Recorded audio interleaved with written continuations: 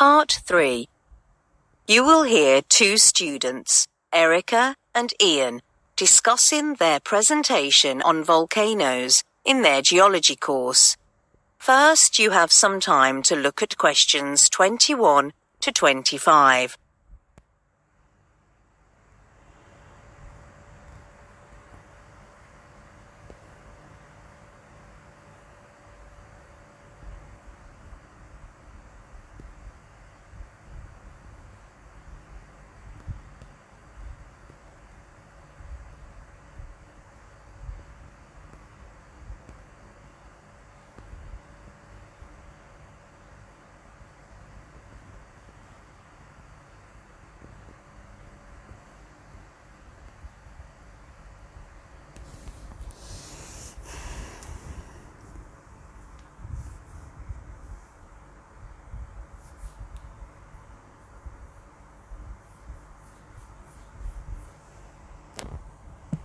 Now listen carefully and answer questions 21 to 25. Hey, Ian, how far along are you on preparing the presentation on volcanoes next week? Not much. Maybe we can straighten things out first? Sure. I decided to start with Shield Volcano. The name derives from its similarity in shape to a warrior's shield lying face up. The Hawaiian Shield volcanoes are the most famous examples. Professor Joan mentioned that many scholars have already done quite a lot of research in this field. We could retell conclusions from published papers. I'm not sure. I mean, is that even allowed? I know we don't have to use first-hand data we collect, but copying others? Come on. It's not like we are using their findings as our own. The professor said it would be okay, as long as we cited our sources. Oh, okay. Do you have any ideas about stratovolcanoes? Stratovolcanoes, also known as composite volcanoes, develop over many thousands of years through repeated eruptions and other volcanic activity. But the current information I have at hand is only very vague. Fuller descriptions are needed for this. I'm sure you can find them. All right then, leave that to me. Have you read anything about rhyolite caldera complexes? Yeah, they are the most explosive volcanoes on Earth and don't even look like volcanoes. The origin of these volcanoes, like Yellowstone, is associated with a hot spot. You've got most of the information correct. Unfortunately, the last bit you mentioned is wrong. The origin of this type of volcano remains a mystery. The hotspot origin theory doesn't work for most other rhyolite calderas. Right, I'll change that part. What about the position on monogenetic fields? It's shocking to see the photos of these immense volcanoes.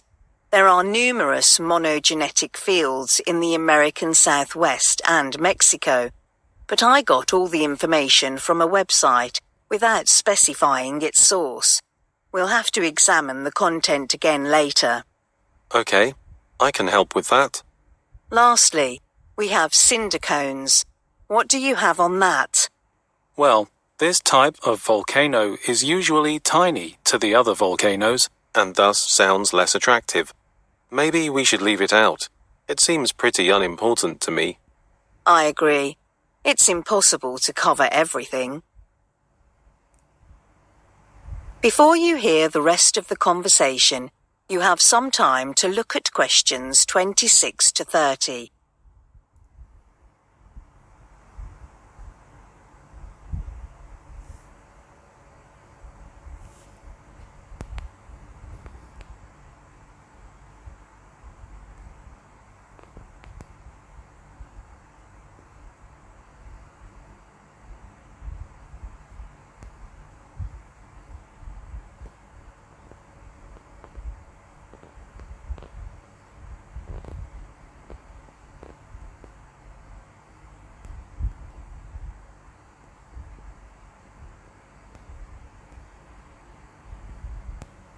Now listen and answer questions 26 to 30. Erica, can you work on the delivery part? I don't want to do it anymore. I'm okay with that, but why is that? I was marked so low for the last presentation and didn't even have a clue why. Maybe it's because I didn't include enough data on it. Well, I'm not sure about that.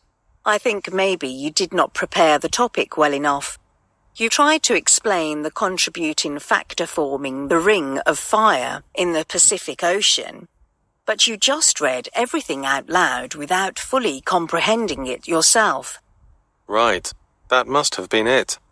We also have to look for supporting materials to illustrate the formation of different volcanoes. What about documentaries? They can be an excellent way to illustrate the volcanic eruption, but that might be too long for our presentation. We've only got 20 minutes. Have you considered adding photos to our handouts? That's an option, but people may focus on these photos rather than paying attention to what we have to say. Maybe we can search online for part of a film about volcanoes and add it to the end of our presentation. That would be better. So, how should we start our presentation? Maybe we can first introduce some terms like extinct volcanoes and dormant volcanoes. Why is that? Even though they are widely accepted terms among ordinary people, academia wouldn't accept them because there are no set definitions. For example, an extinct volcano would be one nobody expects to erupt again. But there have been several eruptions from widely acknowledged extinct volcanoes. That's an excellent way to start our presentation. What did the professor say about your last presentation? There is still room for improvement. She said that I had an in-depth analysis and provided enough statistics, but I didn't carry on and discuss my take on it. Right. So maybe we could also discuss the impact volcanoes have on humans and our planet. Yeah, there's little doubt that volcanoes have been instrumental in wiping out countless species during major extinction events. But volcanic activity also shapes new habitats, enriching the soil with nutrients that allow life to thrive. People haven't realized that there are abundant mineral resources waiting to be exploited in volcanoes. I agree. So now we can